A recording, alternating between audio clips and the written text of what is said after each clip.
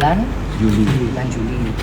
Akan tetapi dikarenakan kebutuhan yang sangat mendesak oleh masyarakat yang memerlukan sarana transportasi publik ini, ya kita mengetuk kembali pintu dari kementerian yang berwenang. Seperti yang tadi Mbak sampaikan kan, bagaimana kita jika ingin melanjutkan sebuah hubungan ataupun tidak melanjutkan, kan ada batas waktu untuk pemberitahuannya, gitu kan? Kalau misalnya dari tahun lalu sudah dikasih tahu bahwa akan seperti ini hasilnya, tentu sudah ada tindak lanjut ataupun antisipasi dari pemerintah daerah seperti itu.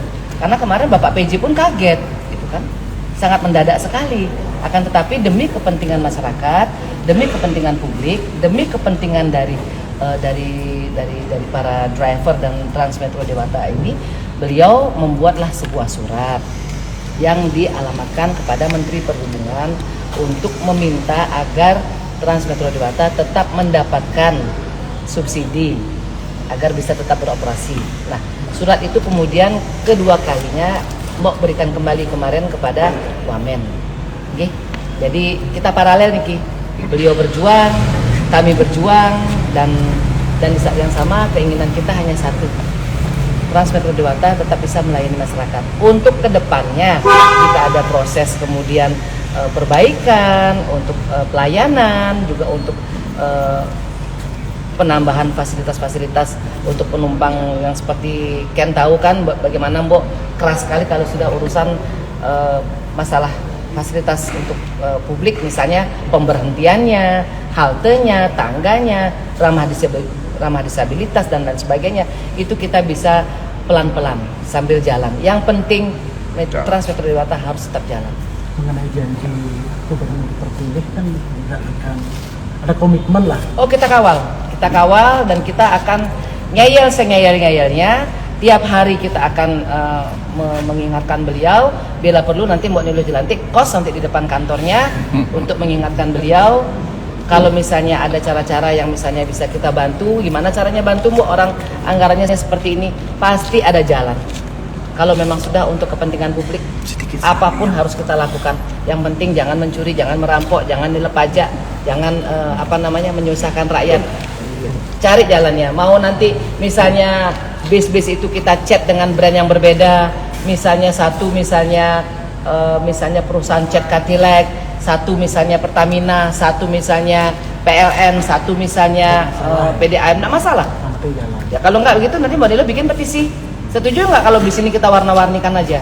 Jadi satu institusi, satu BUMN, atau bila perlu WNA yang dalam tanda kutip ada potensi-potensi mau brengsek-brengsekan itu, sebelum mereka brengsek kita todong dulu, suruh nyumbangkan bis, baru kita urus izin kerjanya. Ya enggak? Bali kan kecil, 120 km dari barat ke timur, 110 dari utara ke selatan gitu loh.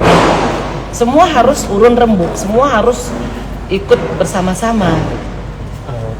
Tadi itu berarti surat dari Pemprov Bali yang diteruskan ke Kementerian Perhubungan ya. Sudah diterima dan pada prinsipnya, Niki Mbok kutip ya, pada prinsipnya Mbok kan kemarin diskusi dengan Wamen Kemenpar, Puspa. Karena kan situasi genting Niki. Pada prinsipnya sudah disetujui. Tinggal oleh Kementerian Perhubungan. Pada prinsipnya sudah disetujui. Namun di saat yang sama Kementerian Perhubungan perlu melihat suratnya kan. Jadi paralel. Karena kan mungkin ada kendala di jalan tuh bagaimana nih. Sedangkan Bapak Gubernur Bali, Bapak PJ Gubernur Bali sudah mengirimkan surat tersebut tanggal 31 Desember 2024 jam 7 malam. Kita sedang tidak menyalahkan siapa-siapa, Niki tidak usah dibuat di media, yang penting suratnya nyampe, yang penting bis berjalan, yang penting penumpang bisa kembali berkangen-kangenan sama para drivernya. Artinya pemerintah pusat setuju, mungkin keputusan surat itu tadi dapat kan ada kontrak sudah habis, kemudian kalau memang kementerian sudah menyatakan setuju, mungkin sampai ada tenggat waktu. Ya, dengan adanya berita hari ini oleh kalian, kita ingatkan kembali, karena kan kita bukan eksekutif nggih. Kalau kita eksekutif, mungkin Mbak akan cari berbagai macam cara agar jangan lebih daripada 3 kali 24 jam itu tidak berjalan, gitu loh.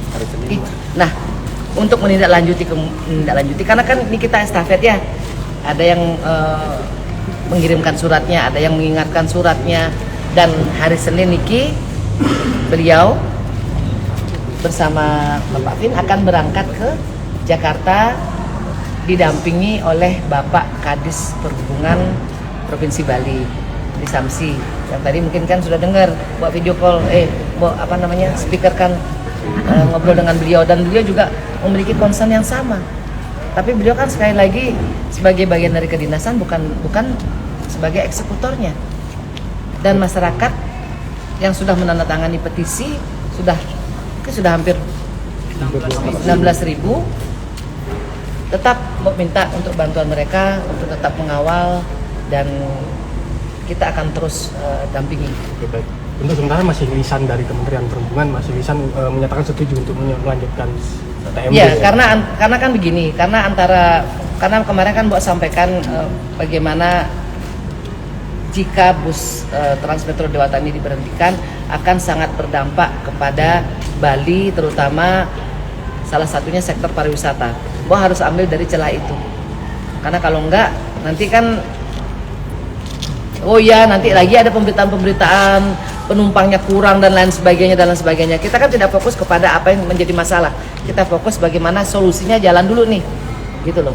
Kalau misalnya dibilang penumpangnya kurang, ya nanti minta Pak Bupati, Pak Gubernur bikin surat keputusan Gubernur bahwa 500 karyawan yang berada di Pemprov atau di Pemkab minimal satu hari itu 10%-nya naik bis. Kalau misalnya permasalahannya dari jumlah yang kurang, kalau misalnya permasalahannya dari misalnya kualitas cara mengemudinya, kita bisa perbaiki. Reward and punishment. Tidak ada orang yang mau kehilangan pekerjaannya, gitu loh. Tiga juga fasilitas publiknya menunjang. Mungkin aja dia nggak lihat itu bagaimana pemberhentiannya karena nggak ada haltenya kan. Oke. Artinya Paham Bali juga disenggol, Bu. Itu sambil jalan sayang. Yang penting bisnya jalan. Untuk kedepannya pemerintah Bali terserah mau bikin bis sendiri, mau menambah jumlah bisnya Transmetro Dewata, mau misalnya menggandeng pihak swasta lainnya untuk mobil yang lebih kecil misalnya, silahkan. Yang penting nomor satu, Bali memerlukan transportasi publik, dan permasalahan ini sudah sangat urgent, sudah gawat ini, gitu. Kita bicara dua hal, kemacetan dan sampah. Salah satu cara terbaik untuk mengurai kemacetan adalah dengan menyediakan transportasi publik. Sediakan dulu, jangan kita mencari agar masyarakat Bali itu pengen pakai transportasi publik dan lain sebagainya. Sediakan aja dulu. Kalau sudah disediakan pasti dipakai. Dari TMD mungkin Bapak siapa untuk petisinya, Pak?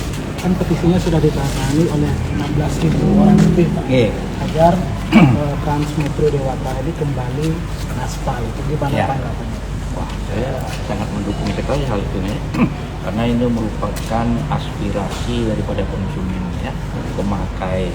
Dengan aspirasi itu tentunya kita tampung, kita akan perjuangkan seperti yang tadi disampaikan sama Mbak Loh ini ya.